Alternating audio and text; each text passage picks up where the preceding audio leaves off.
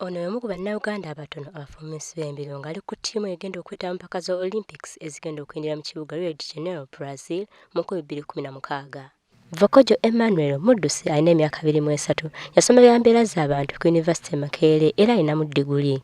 Vokojo yasalawo okwetaba mu byemizannyo okulaga abantu nti ekyokuba omulema tekitegeeza buteesobola.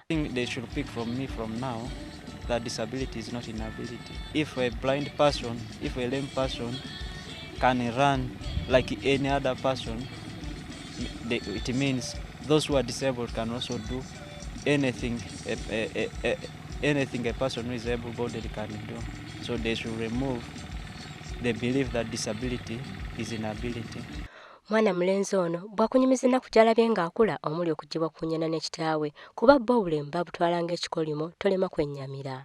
No, as being the firstborn in the family, not the parents felt as if it is a curse to them.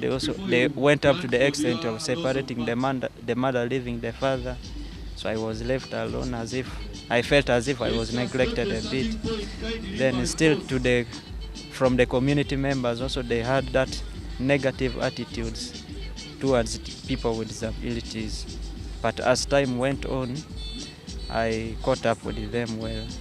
Mu mizannyo tembula bisanyusa. Vokojo kuba ng'agenda okukiikira Uganda mpaka z'abaliko obulemu mu nsi yonna kimuwa essanyu eritagambika era bw'aba akunyumiza naawe osobola okukiraba. I am so excited to be part of the team, and I feel and I hope I can represent them properly up to the expectation. Though I didn't get what I wanted from all African games, but I'm hoping to work hard for medal.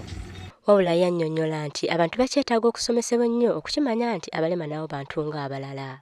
Agattako nti abantu naddala ab'omu byalo kino tebannaba kitegeera bulungi.